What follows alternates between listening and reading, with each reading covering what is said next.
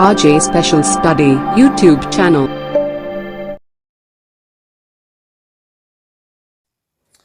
Hello दोस्तों, good morning. स्वागत है आप सभी का आपकी अपने YouTube channel RJ special study में। दोस्तों चलिए स्टार्ट करते हैं अपनी क्लास को।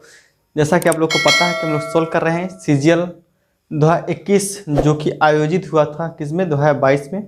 उसके सारे क्वेश्चन हम शिफ्ट के सोल्व कर रहे हैं। ओके, इसमें हमने कुछ वीडियो अभी बता दिए हैं, ठीक है। प्रीवियस वीडियो आप लोग देख लीजिए, प्रैक्टिस मतलब इसका प्लेलिस्ट बना हुआ है। अब नेक्स्ट क्वेश्चन को स्टार्ट करते हैं। ये शिफ्ट 3 है, मतलब जो शाम वाले शिफ्ट में एग्जाम हुआ था, ठीक है दोस्तों। चलिए पढ़िए, क्वेश्चन आपके सामने है। x8 मैं क्वेश्चन को लिख रहा हूँ, ठीक है। x8 9494 2y4 क्या बोल रहा है कि एक ऐसी 7 अंकों की संख्या है जो 56 से विभाज्य है। क्या है दोस्तों? 56 से विभाज्य है। तो y के सबसे बड़े मान के लिए x² + y का मान क्या होगा, जहां x और y क्या है, प्राकृतिक संख्या है, ठीक है। क्या बोल रहा है दोस्तों? ये संख्या किससे डिवाइड है? 56 से विभाज्य है। आप हमें एक बात बताइए कि जो संख्या 56 से विभाज्य होगी, क्या वो 7 और 8 इससे ही विभाज्य होगी कि नहीं होगी? आप कहेंगे बिल्कुल सर, जो संख्या 56 से विभाज्य है वो 7 और 8 से भी विभाज्य होगी। क्यों? क्योंकि 7 और 8 7 8 56 इसका मल्टीपल है, ठीक है। तो सबसे पहले देखते हैं 8 का डिविजिबिलिटी रूल। 8 का डिविजिबिलिटी रूल क्या कहता है कि अगर पूरी संख्या का लास्ट 3 डिजिट अगर 8 से डिवाइड होता है तो सारी संख्या 8 से डिवाइड होगी। चलिए देखते हैं, तो क्या है ये संख्या 8 से डिवाइड होगी? 2y4 लास्ट का 3 डिजिट 8 से डिवाइड करके देखते हैं। देखिए, तो अगर y की जगह हम एक 0 रखेंगे तो क्या हो जाएगा? 8 दूना 16, 4 नहीं जाएगा। अगर 8 y की जगह अगर 1 रखेंगे तो भी नहीं जाएगा। अगर y की जगह हम 2 मान लेते हैं, 2 रख लेते हैं, तो 8 दूना 16 और बच्चा है कितना? 6, 8 8 64। बिल्कुल, y की जगह y के स्थान पर अगर 2 रखने पे इस संख्या ये पूरी 8 से डिवाइड हो रही है। लेकिन क्वेश्चन हमको एक बात बोला है कि y के सबसे बड़े मान के लिए, मतलब हमको 2 से बड़ा कोई संख्या लेना पड़ेगा। चेक करते हैं। अगर हम y की जगह 3 रख लेते हैं तो क्या डिवाइड होगा? नहीं, 3 रखने पे डिवाइड नहीं होगा। 4 रखने पे डिवाइड नहीं होगा। 5 से डिवाइड, 6 रखिए, 6 रखने से डिवाइड हो जाएगा। कैसे? 8 3 के 24, 2 और 8 3 के 24, मतलब अगर y की जगह हम 6 रख देते हैं तो संख्या पूरी बार डिवाइड हो जाएगी, ठीक है। क्या 6 से भी बड़ी संख्या ले सकते हैं? चेक करते हैं। तो बिल्कुल 6 से भी बड़ी संख्या ले सकते हैं, लेकिन वो आएगी क्या? 10।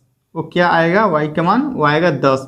लेकिन हम 10 को नहीं ले सकते। क्यों नहीं ले सकते? अगर 10 को हम लेंगे तो 10 में देखेंगे 2 डिजिट आ रहे हैं, 0 1 1, 2 डिजिट आ रहे हैं, जो कि क्वेश्चन में 7 अंकों की संख्या, मतलब 7 डिजिट की बात की गई है। तो हम 10 तो नहीं ले सकते। 10 लेंगे तो संख्या 7 से ज़्यादा, मतलब 8 अंक की हो जाएगी।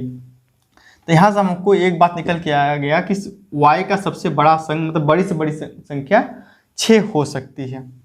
बस इतना हमें यहाँ जानना था। अब हमको चेक करना है 7 से।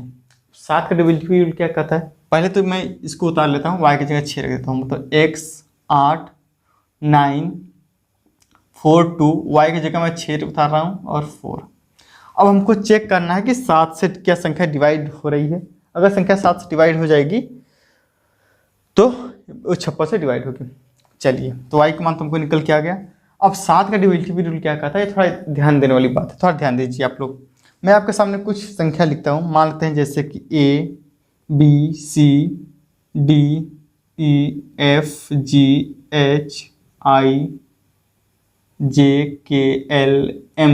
मैं आपके सामने ये संख्या लिखी, मान लेते हैं संख्या। तो 7 का डिविजिबिलिटी रूल क्या कहता है? पूछेगा क्या संख्या 7 से डिवाइड है कि नहीं। तो आप कैसे चेक करेंगे? आप 3 3 का पेयर बनाएंगे। क्या करेंगे? 3 3 का पेयर बनाएंगे। इस तरह से 3 3 का पेयर बनाएंगे। जो संख्या बच गई उसका भी एक पेयर बना लेंगे। 3 3 का पेयर बनाएंगे और अपोजिट पेयर को जोड़ेंगे। क्या करेंगे, इसको इसमें जोड़ देंगे और इसको इससे जोड़ देंगे, अपोजिट पेयर को जोड़ेंगे, इसको इससे जोड़ देंगे। ठीक है, अपोजिट पेयर को जोड़कर जो पेयर बचेगा उससे उसको माइनस कर देंगे। ठीक है, मतलब इसको और इसको आपस में जोड़ेंगे और इससे माइनस कर देंगे। आई होप कि आप लोग को समझ में आया होगा। अब चलते हैं क्वेश्चन में, देखते हैं। 3 का पेयर बनाइए, 7 से डिवाइड दिखना है हमको। 3 का पेयर बनाइए, 3 का पेयर बनाइए, लास्ट में x बच गया। ठीक है, तो क्या कहता है कि अपोजिट पेयर को जोड़िए, अपोजिट पेयर को जोड़िए तो 2 6 4 प्लस x अपोजिट पेयर हुआ, और इस वाले पेयर से माइनस कर दीजिए, तो इस वाले पेयर को माइनस कर दीजिए, करते हैं 8 9 4। ठीक है दोस्तों, आई होप कि आप लोग को ये बातें समझ में आई होगी। तो माइनस करिए तो कितना आ जाएगा, 4 में से 4 जाएगा 0 बचेगा, 9 में से 6 जाएगा 2 बचेगा, 3 बचेगा ना, और 8 में से 2 जाएगा 6 बचेगा, 630 माइनस हो जाएगा x बटा, अब देखना है 7 से। अगर ये संख्या, जो संख्या ऊपर है, अगर 7 से पूरी बार डिवाइड हो जाएगी दोस्तों, तो ये जो पूरी संख्या वो 7 से डिवाइड हो जाएगी। ठीक है, तो देखिए 7 9 63, क्या 7 9 63, मतलब 63 जो है 9 बार में पूरी बार डिवाइड हो जा रही है। तो इसका मतलब ये संख्या तो पूरी बार डिवाइड हो गई। क्या अब x के जगह हम ऐसी क्या रखें, देखिए क्योंकि माइनस में है ना, तो दोनों जगह बराबर डिवाइड होना चाहिए, मतलब ये डिवाइड हो रहा है तो इसको भी डिवाइड होना चाहिए, ये बातें आपको पता होनी चाहिए। तो अब 7 की जगह हम क्या रखें कि x की जगह हम क्या रखें कि 7 से डिवाइड हो जाए। तो आप कहेंगे सर 7 रख दीजिए, 7 रखें तो डिवाइड हो जाएगी, 7 से 7 कट जाएगा। क्या हम और संख्या रख सकते हैं, 14 भी ले सकते हैं, लेकिन 14 नहीं ले सकते। क्यों? क्योंकि अगर हम 14 लेंगे तो संख्या 7 अंक की नहीं 8 अंक की हो जाएगी। ठीक है, तो 14 नहीं ले सकते, मतलब हमको यहाँ से मालूम हो गया कि x बराबर हम केवल 7 ले सकते हैं। तो y का मान निकल के आया, x का मान निकल के आया। देखिए भाई, मैं आपको देखिए समझाने के लिए इतना चीज़ एक पॉइंट लिख के बता रहा हूँ। ठीक है, अगर मुझे करना होता एग्जाम में तो मैं ऐसे नहीं करता, मैं 1 ही 2 लाइन में इसको सॉल्व कर देता, लेकिन मुझे आपको समझाना है, कंसेप्ट बताना है, इसलिए मैं एक पॉइंट लिख के बता रहा हूँ। ठीक है, वीडियो अच्छा लगे तो लाइक करना मत भूलिएगा। ठीक है, चलिए अब हमसे क्वेश्चन क्या पूछ रहा है, x² प्लस y का मान बताइए, मतलब x² प्लस y का मान बताइए। तो रख दीजिए 7, x का मान है 7, तो 7 का स्क्वायर कितना हो जाएगा 49, प्लस y कितना है 6, तो 49 और 6 कितना होता है 55, तो 55 ही हमारा राइट आंसर हो जाएगा। आई होप कि आप लोग को क्वेश्चन क्लियर हो गया होगा। सीजीएल प्री में 2021 का क्वेश्चन है, 2022 में पूछा गया था, शिफ्ट 3 का क्वेश्चन पहला क्वेश्चन है। ठीक है, नोट करिए। ठीक है मेरे दोस्तों, समझ में आया ना। चलिए अब नेक्स्ट क्वेश्चन क्यों चलते हैं, आपकी स्क्रीन पे है नेक्स्ट क्वेश्चन, पढ़िए, खुद से ट्राई करिए, उसके बाद बताने के लिए तो मैं हूँ। ठीक है, चलिए मैं क्वेश्चन को डायरेक्ट लिखता हूँ। 3 सही 1/2, 3 सही 1/2 बोर्ड मार्क्स का क्वेश्चन है सिंप्लीफिकेशन का, प्लस 5 सही 1/3। ठीक है, डिवाइड का साइन है। ओके, 1 सही 1/3, 1 सही 1/3 इंटू 5 सही 1/4 माइनस 5 सही 1/2 डिवाइड है किससे, 1 सही 1/2 मल्टीप्लाई 1 सही 2/3 माइनस 6 सही 1/2, और यहाँ मल्टीप्लाई है क्या 7, डिवाइड है ना, मल्टीप्लाई डिवाइड 7 इंटू 2। ठीक है, एक क्वेश्चन हमारे सामने है, कैसे सोल्व करेंगे देखिए। सबसे पहले तो इसको भिन्न को सोल्व करिए, तो कितना हो जाएगा 2 3 2 3 6 और 7, तो 7/2 प्लस 5 3 15 3 5 15 16, 16/3। अब देखिए यहाँ भागा है ना, तो मैं इसको क्या करूँगा, भागा को मतलब गुणा में बदलूंगा, क्या करूँगा गुणा में बदलूंगा और इसको ऊपर कर दूंगा। तो मतलब यहाँ क्या है, इसको क्या है, मतलब 3 कम 3 एक 4, 4/3 है। तो मैं क्योंकि मैं भागा को गुणा में बदला हूँ तो इसको ऊपर नीचे कर दूंगा। तो 3 तो हो जाएगा ऊपर, तो 3 तो हो जाएगा ऊपर, नीचे हो जाएगा 4। ठीक है, क्लियर। इंटू 5 चौक के 20 और 1 21/4 माइनस 5 दूना 10 11 11/2। नीचे डिवाइड कर दीजिए किससे, 2 एकम 2 एक 3 3/2 मल्टीप्लाई 3 एकम 3 एक 3 एकम 3 2 5 5/3 5/3 माइनस 6 दूना 12 एक 13 13/2। अब यहाँ देखिए मल्टी गुणा है ना, सॉरी भाग है ना, भाग को मैं गुणा में बदलूंगा, इसको 1/7 लिख सकता हूँ और 2। यहाँ तक आपको क्लियर होगा सारी बातें। बस सॉल्व कर लीजिए। देखिए जो कटा है उसको काटिए, तो 4 चौके 16 से ये 16 कट जाएगा, 3 से 3 कट जाएगा। ठीक है, अब देखिए मैं इसको ला रहा हूँ इस पार, तो 21 तो यहाँ इसे लिख लीजिए 21 माइनस, अब देखिए यहाँ क्या है माइनस 11/2, इसको मैं इस पार लाऊंगा तो मैं इसको कैसे सॉल्व करूँगा। देखिए माइनस का 11/2, इसको इस पार लाऊंगा तो माइनस हो जाएगा 7/2। ठीक है भाई, समझ में आ रहा है ना, मैं इसको इस पार ला रहा हूँ।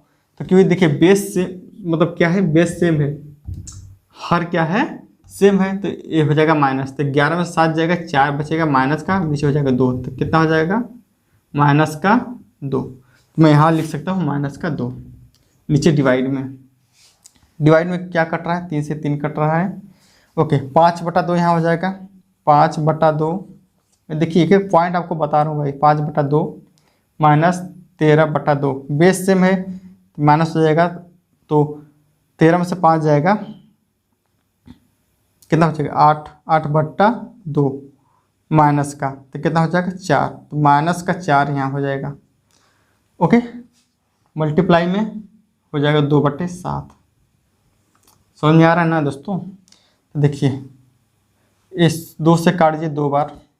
ओके, अब नीचे ऊपर क्या होगा, ऊपर बचा 21 में से 2 जाएगा 19, नीचे हो जाएगा 7 दूना 14 माइनस का 14, ये 4 है ना। सोल्व कर लीजिए, तो 14 एकम 14 बचेगा कितना 5/14 माइनस का हो जाएगा ना, माइनस का रहेगा ये, तो माइनस का एक सही 5/14 राइट आंसर हो जाएगा। माइनस का एक सही 5/14 ऑप्शन नंबर आपको सी में देखने को मिल जाएगा। ठीक है, आई होप कि आप लोग को समझ आया। देखिए यार मैं आपको समझा रहा हूँ एक एक पॉइंट लिख के, इसलिए थोड़ा टाइम लग जा रहा है। ठीक है, लेकिन आपको एग्जाम में ऐसे नहीं करना, इसको 2 बार 3 बार प्रैक्टिस करिए तो आपको ये लाइन तो लिखनी रही। ये तो क्वेश्चन मैंने लिखा, सोल्यूशन बस इतना है, सोल्यूशन क्या है बस इतना सा है, ये तो मैंने आपको क्वेश्चन लिख के बताया। फिर भी अगर आप इससे प्रैक्टिस करेंगे ना तो ये सब स्टेप आप मिस कर देंगे, डायरेक्ट लिखना स्टार्ट कर देंगे, लेकिन कब, जब आप प्रैक्टिस करेंगे। ठीक है, चलिए नेक्स्ट क्वेश्चन देखिए आपके सामने है। अब मुझे बताना पड़ रहा है आपको, क्योंकि आप लोग अच्छे से समझ जाएं, इसलिए मैं एक एक पॉइंट लिख के बता रहा हूँ। इसीलिए कहता हूँ भाई वीडियो अच्छा लगे तो ज़रूर शेयर करिए अपने दोस्तों के साथ, ज़्यादा से ज़्यादा लोगों को जोड़िए ताकि हमें भी पढ़ाने में अच्छा लगे। ठीक है, चलिए नेक्स्ट क्वेश्चन पढ़िए। वह सबसे बड़ी संख्या कौन सी है जिससे 156, 181 और 331 को विभाजित करने पर प्रत्येक स्थिति में 6 शेषफल 6 आता है। मतलब क्या बोल रहा है कि 156, 181 और 331 ऐसी संख्या है, मतलब ऐसी किससे विभाजित किया जाए कि प्रत्येक स्थिति में 6 शेषफल आता है। क्या होता है, शेष 6 शेष आता है। तो मैं ऐसा करता हूँ, सब में से 6 माइनस कर देता हूँ। 6 जब माइनस कर दूंगा तो जो संख्या आएगी वो पूरी बार क्या हो जाएगी, डिवाइड रहेगी, डिवाइड हो जाएगी। देखिए कैसे सोल्व करेंगे उसको, एचसीएफ वाला क्वेश्चन है। ठीक है, देखिए क्या है, 156,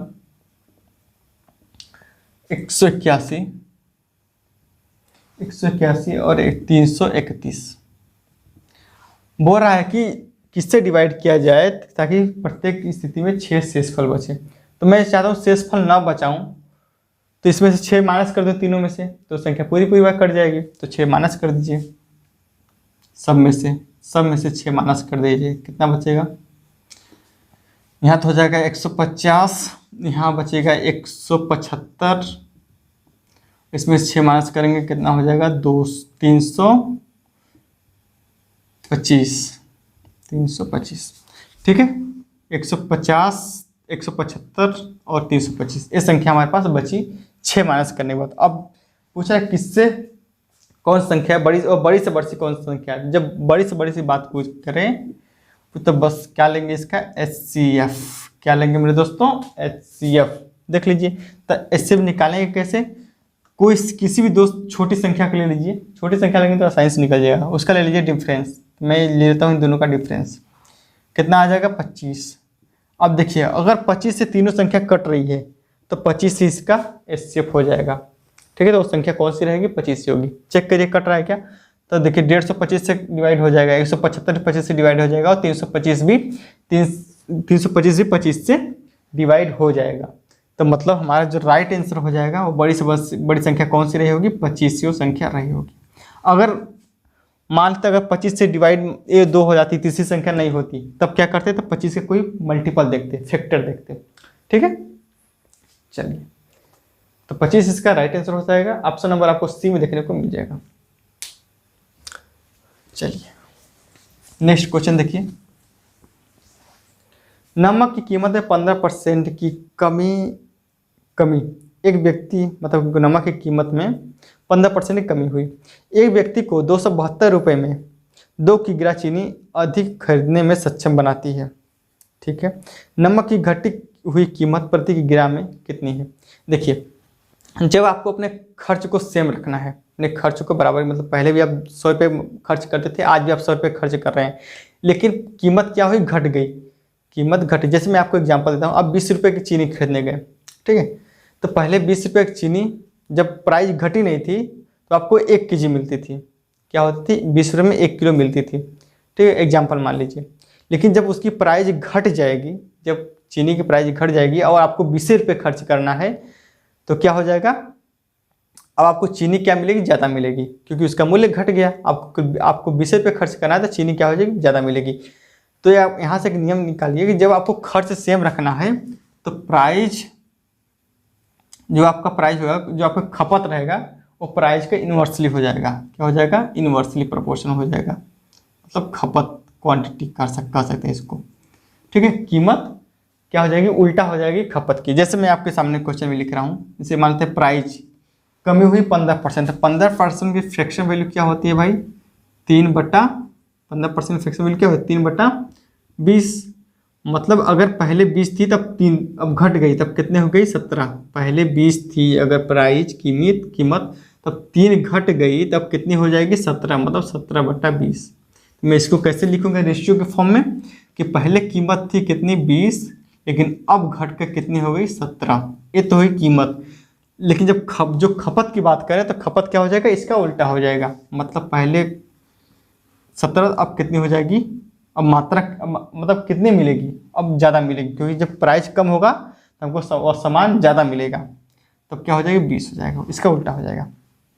ठीक है, तो क्वेश्चन बोल क्या रहा है, कितना अधिक मेरा 2 किलो अधिक खरीद, मतलब 2 किलो अधिक नमक मिलता है। हमारे अकॉर्डिंग कितना अधिक मिलता है, हमारे अकॉर्डिंग कितना मात्रा अधिक मिलता है, 3 रेशियो का। लेकिन क्वेश्चन के अकॉर्डिंग 3 रेशियो नहीं, क्वेश्चन के अकॉर्डिंग कितना बताया 2 kg, कितना 2 kg। तो यहाँ से अगर 1 रेशियो का मान निकालेंगे तो कितना हो जाएगा 2/3। अब देखिए ये थी प्राइस घटने के पहले, मतलब घटी नहीं थी तब, और ये होता है प्राइस घटने के बाद। तो क्वेश्चन बोल रहा है आगे कि नमक की घटी हुई कीमत प्रति किग्राम कितनी है। घटी हुई कीमत मतलब हमको इसकी वैल्यू निकालनी है, तो क्या करेंगे, इसमें हम क्या करेंगे 2/3 का गुणा कर देंगे। तो 20 में 2/3 का गुणा करेंगे तो कितना आ जाएगा, 20 दूना 40, 40/3। ये तो हमारी आगे क्या क्वांटिटी, मात्रा कितनी मिलती है घटने के बाद। लेकिन पूछा है आपको प्रति केजी बताइए, मतलब 1 kg में कितनी मिलेगी। तो रुपये कितना है 272, तो 272 को डिवाइड कर दिए किससे, 40/3 से। तो 3 को हम ले आते हैं ऊपर, 3 यहाँ हटाइए, ऊपर गुणा कर दीजिए, बस इसको सोल्व कर लीजिए, हमारा आंसर आ जाएगा। ठीक है, तो अगर मैं इसे 4 से काटूंगा, 4 दहा में 40, 4 से काटेंगे 4 7 4 6 24, बचे कितना 3, 4 8 32। तो इसको मल्टीप्लाई कर 3 8 24 को 4 हासिल हो जाएगा 2, 3 18, 3 6 18 और 2 20। नीचे क्योंकि 10 है तो 10 से क्या हो जाएगा, नीचे पॉइंट लग जाएगा। तो हमारा राइट आंसर क्या हो जाएगा, 20.4%। परसेंट कहाँ, परसेंट में नहीं ना, परसेंट तो नहीं आएगा, परसेंट क्यों लगा रहे हो। तो 1 की प्रति केजी तो कितनी मिलेगी, 20.4 किग्रा। ऑप्शन नंबर आपको फर्स्ट में देखने को मिल जाएगा। ठीक है, ये इसका करेक्ट आंसर और करेक्ट अप्रोच है सॉल्व करने का। ठीक है, देखिए आपको लग रहा है बहुत धीरे धीरे बता रहे होंगे। ठीक है, आपको ऐसा लग रहा होगा ना कि बहुत बता रहे हैं धीरे धीरे, लेकिन भाई मैं धीरे इसलिए बता रहा हूँ ताकि आपको समझ में आ जाए। ठीक, आप बोलेंगे तो मैं स्पीड बढ़ा भी दूंगा, ऐसी कोई बात नहीं है। ठीक है, चलिए नेक्स्ट क्वेश्चन पढ़िए। एक निर्माण इकाई में यह देखा गया कि कच्चे माल की कीमत में 25% की वृद्धि हुई और श्रम लागत कच्चे माल की लागत से 30% से बढ़कर कच्चे माल की लागत का 38% हो गई। कच्चे माल की खपत कितने प्रतिशत कम की जाए ताकि लागत को वृद्धि से पहले की लागत के बराबर रखा जा सके। देखिए थोड़ा लैंग्वेज बेस्ड क्वेश्चन है, आपको थोड़ा समझना पड़ेगा। जैसे कि मान लेते हैं कोई निर्माण कार्य हो रहा है, उसमें रॉ मटेरियल पहले कितनी थी, पूरा 25% की वृद्धि हो रही है। तो पहले मानते अगर 100 थी तो अब 25% वृद्धि हो गई, तो अब कितनी हो गई, 125। ये रॉ मटेरियल की बात की गई है। लेकिन आगे बात बोल रहा है कि हुई और श्रम लागत कच्चे माल की लागत से 30% बढ़कर, मतलब अगर लेबर की बात करें, लेबर चार्ज की बात करें तो पहले कितनी थी, 30% थी। लेकिन अब जब रॉ मटेरियल की में वृद्धि होती है तो लेबर चार्ज भी बढ़ जाता है। तो पहले थी 30 रुपये, 30% थी, तो 100 का 30% 30 ही होगा। लेकिन अब बोल रहा है कि 38%, मतलब बढ़ के कितनी होगी, 38%। तो 125 का 38% निकालिए, तो 125 का 38% अगर निकालेंगे, परसेंट हटाइए नीचे 100 हो जाएगा, तो 25 चौके 100, 25 पाँच 125। ठीक है, तो कितना हो जाएगा, 5 8 40, 5 8 40 को 0 हासिल हो जाएगा, 4 5 15, 4 19, 19/4, मतलब 4 चौके 16, 4 चौके 16 बचे कितना, 3, 4 7 28.5, मतलब अब कितनी हो जाएगी, बढ़ के 38% बढ़ जाती है तो कितना हो जाएगा, 47.5। कितना हो जाएगा मेरे दोस्तों, 47.5। तो देखिए पहले खर्च तो कितना था, पहले अब खर्च की बात करें हमारा, तो पहले हमारा खर्च कितना होता था 130, क्योंकि 100 रुपये का रॉ मटेरियल 30 रुपये लेबर चार्ज। कितना होता था पहले खर्च, कितना होता था 130। लेकिन अब खर्च कितना हो जाएगा, अब हो जाएगा 125 में 27.5 जोड़ेंगे तो कितना हो जाएगा, 172.5। ठीक है, यहाँ तक आपको बातें क्लियर होनी चाहिए। तो आगे क्वेश्चन क्या बोल रहा है कि खपत में कितने % कमी की जाए ताकि वृद्धि से पहले की लागत के बराबर रखा जाए। मतलब पहले हमारी खर्च थी इतनी, अब हो गई इतनी, लेकिन बोल रहा है कि पहले की तरह होनी चाहिए, मतलब कितने % की वृद्धि को कितने % लागत के बराबर रखा जा सके। तो देखिए पहले कितनी थी, 130 थी खर्च, अब कितनी थी, अब कितनी है, 172.5। लेकिन हमको पहले की जैसा खर्च रखना है तो क्या करेंगे, डिफरेंस लेंगे। कितना डिफरेंस है, 42.5। लेकिन अब बटे में करेंगे, इसको बटे में लेंगे क्योंकि मुझे पहले की तरह रखना है। तो कितना हो जाएगा, 172.5। परसेंटेज के लिए आप 100 से गुणा कर दीजिए, बस सॉल्व कर दीजिए, हमारा आंसर आ जाएगा। देखिए पॉइंट से पॉइंट कट जाएगा, हटा दीजिए। ओके, अब किससे कटेगा, 25 से काटेंगे तो 25 छक्का 150। ओके, बचिए कितना, 25, 25 नवा 225। ओके, इसको 25 से काटेंगे तो 25 से कम 25, 25 7 175। ठीक है, तो मतलब हमारे पास आ गया कितना, 1700/69। अब एक बार ऑप्शन देखे तो ऑप्शन दूर दूर है, तो मैं क्या करता हूँ, 69 को मैं 70 मान लेता हूँ, 69 को मैं डायरेक्ट 70 मान लेता हूँ। और अप्रोक्सीमेट देखिए कैलकुलेशन करने का तरीका होता है। तो 0 से 0 काट दीजिए, 7 से देखेंगे तो 7 दूना 14, 2 बार बचे कितना, 3, तो 7 चौके 28, 24 पॉइंट समथिंग आएगा। तो 24.6 देखेंगे, ऑप्शन नंबर आपको सी में देखने को मिल जाएगा। 24.6% राइट आंसर हो जाएगा। ठीक है, आई होप कि आप लोग को क्लियर हो चुका होगा। ठीक है दोस्तों, चलिए देख लीजिए। तो इस तरह से आपको करना है, बहुत आसानी से, सिंपल भाषा में।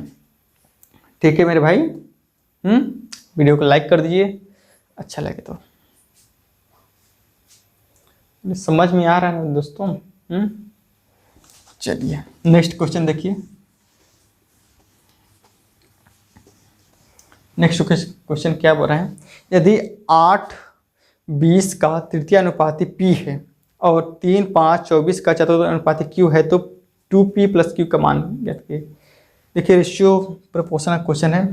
पहले बोला है तृतीय अनुपाती। आप तृतीय अनुपाती कैसे निकालते हैं, पता है फार्मूला आपको? बेसिक देखिए, मान लेते हैं आपके सामने कोई संख्या है इस तरह से, A/B proportion to B ratio X। तो अगर इसका हमको निकालना है तृतीय अनुपाती तो क्या करेंगे, इसका इसमें गुणा करेंगे, इसका इसमें। तो हमको x तृतीय अनुपाती मतलब x की वैल्यू निकालनी है। तो x बराबर क्या हो जाएगा, B² इसका नियम होता है, B² आगे बोला चतुर्थ अनुपाती। चतुर्थ अनुपाती कैसे निकालते हैं, मानते हैं से A, मैं यहाँ पे लिख लेता हूँ चतुर्थ, तृतीय अनुपाती के लिए था, चतुर्थ अनुपाती के लिए लिख रहा हूँ A/B/C/X प्रोपोर्शन है ये। तो इसमें अगर हमको चतुर्थ अनुपाती निकालना होता है तो क्या करेंगे, x बराबर इसका दोनों का गुणा कर देंगे, मतलब B/C/ तीसरे वाले से डिवाइड कर देंगे। ये होता है चतुर्थ अनुपाती निकालने का फार्मूला। ये बातें आपको पता होनी चाहिए, बस निकाल लीजिए।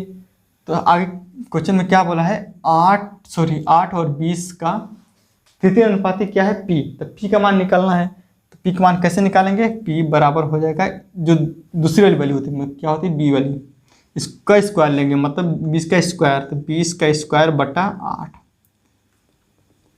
क्या हो जाएगा, 8। तो हो जाएगा 20 का स्क्वायर 400 बटा 8। तो 8 पंजे 40 मतलब 50। P का मान आएगा हमारा यहाँ से तृतीय अनुपाती 50। अब Q का मान देखते हैं चतुर्थ अनुपाती, किसका 3:5:24, 3:5:24 का क्या है, चतुर्थ अनुपाती Q है। तो मान लेते हैं Q की वैल्यू कैसे आएगी, इन दोनों को गुणा करेंगे, इसे डिवाइड कर देंगे। तो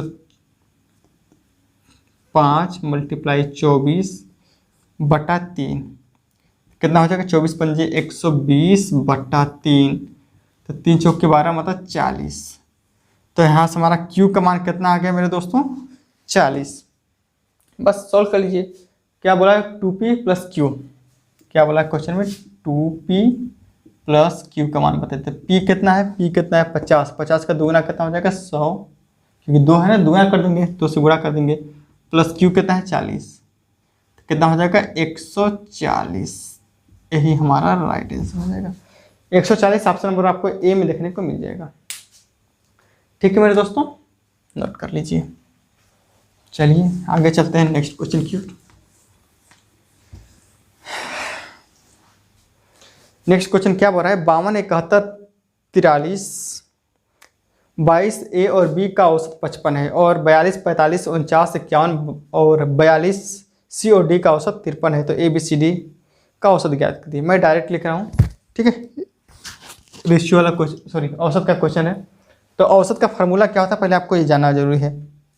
तो औसत का निकालने का क्या फार्मूला होता है कि जो भी संख्याएं दी होती है, संख्याओं का सम करेंगे और जितनी संख्या रहेगी उससे डिवाइड कर देंगे। मतलब sum of number divided by number. तो जितनी संख्या है, संख्या को जोड़ेंगे और जितनी संख्या है उससे डिवाइड कर देंगे। ये होता है एवरेज निकालने का फार्मूला। आप बेसिक पढ़ेंगे तब आपको अच्छे से क्लियर होगा। देखिए, तो मैं इसको डायरेक्ट लिख रहा हूँ, इसको जोड़ रहा हूँ क्योंकि औसत हमको 55 दिया है। देखिए मैं आपको सामने पहले लिख रहा हूँ। तो संख्या निकालने के लिए पहले क्या करेंगे, इसको जोड़ेंगे। तो 52 प्लस 71 प्लस 43 प्लस 22 प्लस ए प्लस बी। टोटल औसत कितना है, 55। लेकिन औसत निकालने का फार्मूला हमको क्या होता है कि जितने भी संख्या उसको जोड़ेंगे और जितनी संख्या उससे डिवाइड कर देंगे। संख्या कितनी है, 1 2 3 4 5 6, तो 6 से डिवाइड कर देंगे। ये होता है हमारा औसत निकालने का फार्मूला। और औसत हमको दिया कितना है, 55। ठीक है, तो जब हमको संख्या निकालनी होती है तो 6 को क्या करेंगे, इससे गुणा कर देंगे। तो मैं 6 को यहाँ से हटाकर यहाँ 55 में गुणा कर देता हूँ। ठीक है, तो यहाँ से हम ए और बी का वैल्यू निकाल सकते हैं, वेट को निकाल सकते हैं। कैसे, पहले सबको जोड़िए। तो 2 3 5 6 2 8, यहाँ तो हो जाएगा 8, फिर यहाँ हो जाएगा 2 और 4 6 और 6 और 7 13, 13 5 18। तो 188 प्लस ए प्लस बी बराबर हो जाएगा किसके, 6 पंजे 30 को 0 हाथ से हो जाएगा 3, 6 पंजे 30 3 33, 330 के बराबर। तो यहाँ से ए और बी निकल जाएगा, बिल्कुल ए प्लस बी निकालेंगे तो क्या हो जाएगा, 188 इधर जाके माइनस हो जाएगा। तो 330 में से 188 माइनस करेंगे तो कितना बचेगा, 10 में से 8 जाएगा 2 बचेगा, 2 मतलब 12 में से 8 जाएगा 4 बचेगा, यहाँ 2 में से 1 जाएगा 1 बचेगा। मतलब यहाँ से ए और बी की मान हमको निकल के आया कितना, 142। ठीक है, क्लियर है आपको यहाँ तक, माइनस की है। अब देखिए तो आगे क्या बोल रहा है, 42 45 49 51 42, 42 plus 45 plus 49 plus 51 plus 42 plus C D plus C plus D. ठीक है, कितनी संख्या है, 1 2 3 4 5 6 7, 7 है तो 7 से डिवाइड कर दीजिए। और बराबर कितना है, और ये तो हमारा औसत निकालने का फार्मूला होगा। औसत दिया कितना है, 53, 53 हमको औसत दिया है। ओके, तो चलिए, तो संख्या निकालने के लिए क्या करें, 7 से यहाँ गुणा कर दिए। तो मैं 7 को यहाँ से हटाकर यहाँ गुणा कर देता हूँ। ठीक है, 7 से मैं यहाँ क्या करता हूँ, गुणा करता हूँ। तो जोड़ दीजिए, 2 1 3 3 2 और 3 9 3 12, 12 5 17, 17 2 19 को हो जाएगा 9, बचेगा कितना, 1। तो 1 इसमें जोड़ देंगे, हो जाएगा 4 1 5, 5 5 10, 10 4 14, 14 4 18, 18 और 4 हो जाएगा 22। तो 229 प्लस सी प्लस डी बराबर हो जाएगा 7 3 21 को 1 हासिल हो जाएगा 2, 7 5 35 36 37, तो 371। ठीक है, तो सी और डी का मान निकालेंगे। सी और डी का मान निकालेंगे, इसको एक माइनस हो जाएगा। तो मतलब 371 में से हम 229 माइनस कर देंगे तो सी और डी का मान निकल के आ जाएगा। तो 11 में से 2 जाएगा, 11 में से 9 जाएगा 2 बचेगा, यहाँ हो जाएगा 6 में से 2 जाएगा 4 बचेगा, और यहाँ बचेगा 1। तो सी और डी का मान निकल के हमारा आ गया कितना, 142। ठीक है, 142 निकल के आ गया। हमसे पूछा क्या है, ए बी सी डी का औसत बताइए। ए बी सी डी का औसत, ए बी सी डी कितनी संख्या, 4 संख्या, A plus B plus C plus D, 4 संख्या है। औसत पूछा है तो औसत निकालने का फॉर्मूला होता है सम ऑफ संख्या बटा संख्या। तो कितनी संख्या है, 1 2 3 4, 4 से डिवाइड कर दीजिए, बराबर कितना हो जाएगा, मान रख लीजिए। ए बी का मान कितना है, 142 प्लस सी डी का मान कितना है, 142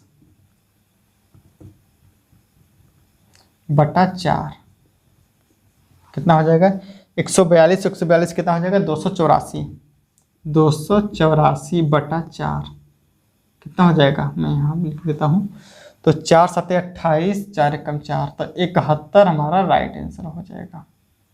क्या हो जाएगा मेरे दोस्तों, 71 राइट आंसर हो जाएगा। ऑप्शन नंबर आपको बी में देखने को मिल जाएगा। क्लियर है, बोलो मेरे भाई, अरे क्लियर है कि नहीं क्लियर है। हाँ, चलिए, कोई भी दोस्तों दिक्कत हो तो आप मुझसे पूछ सकते हैं। मेरे कॉन्टैक्ट नंबर मेरे डिस्क्रिप्शन में है, मेरा नंबर, ठीक है, तो आप मुझसे पूछ सकते हैं वहाँ पे। चलिए अगला क्वेश्चन देखिए।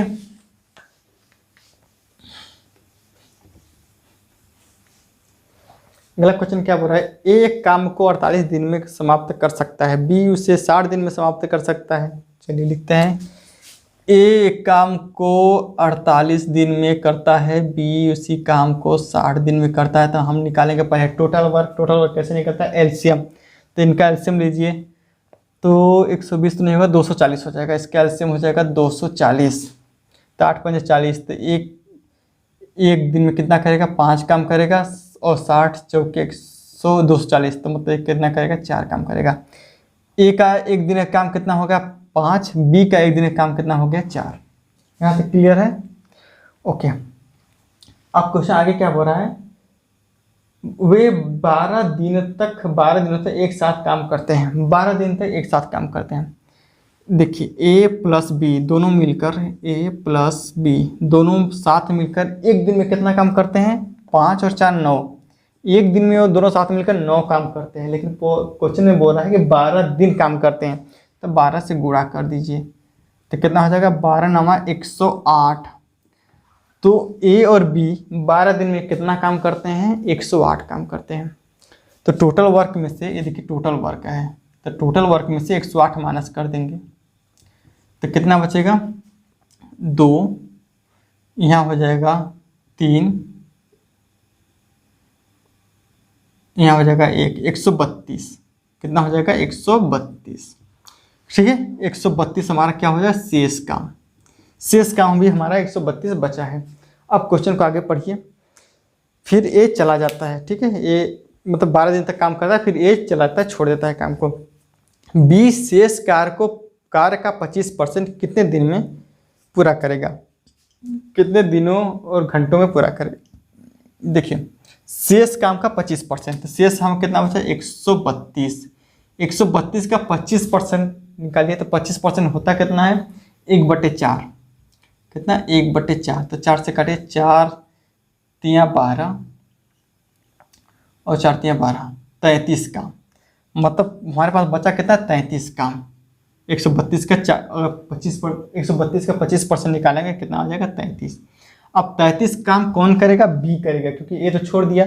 अब बी एक दिन में काम कितना करता है, 4। बी एक दिन का काम कितना है, 4। तो 4 से डिवाइड कर देंगे तो कितना हो जाएगा, 4 वाटे 32। 8 दिन तो पूरी 12 है, 4 वाटे 32, 8 दिन तो पूरा है, लेकिन यहाँ 33, मतलब एक दिन और बच रहा है, एक काम और बच रहा है। एक काम और बच रहा है तो कितना हो जाएगा, 1/4 कर देंगे। चूँकि इसको हमको घंटों में बदलना है, ये 8 दिन तो पूरा है, इससे मतलब नहीं। अब हमको 1/4 को घंटे में बदलना है। तो आप हमको बताइए एक दिन में कितने घंटे होते हैं, एक दिन रात मिला कितने घंटे होते हैं, 24 घंटे होते हैं ना। तो 24 से यहाँ क्या करेंगे, गुणा कर देंगे। 24 से क्या करेंगे, गुणा कर देंगे। 4 6 का 24, 6 बार कट जाएगा, मतलब हमारा राइट आंसर क्या हो जाएगा, 8 दिन और 6 आवर। 8 दिन और 6 घंटे लगेंगे बी को शेष कार्य को पूरा करने में, शेष कार्य का 25% पूरा करने में। ये हमारा राइट आंसर हो जाएगा। ऑप्शन नंबर आपको डी में देखने को मिल जाएगा। ठीक है, ठीक है ना भाई। तो चलिए 10 ही क्वेश्चन रखते हैं, कल ये शिफ्ट भी खत्म हो जाएगा। ओके, तो वीडियो कैसा लगा आप लाइक कमेंट करके जरूर बताइए दोस्तों। ठीक है, कोई भी कमी हो आप जरूर बताइए। और हाँ, एक भाई कमेंट किए थे कि भाई आप 2022 में का क्वेश्चन कैसे सोल्व कराएं, क्योंकि 2022 तो सीजीएल भी हुआ नहीं है। तो मेरे भाई मैं आपको बताना चाहता हूँ कि ये जो एग्ज़ाम जो सीजीएल को हुआ था 2021 का एग्ज़ाम है, लेकिन जो हुआ था ये 2022 में हुआ था, इसलिए मैंने थंबनेल पे 2022 लिखा। ठीक है, लेकिन ये सीजीएल कौन सा है, 2021 का है। ठीक है, चलिए मिलते हैं नेक्स्ट वीडियो में, तब तक अपना ख्याल रखिए, पढ़ाई करते रहिए। Bye, take care.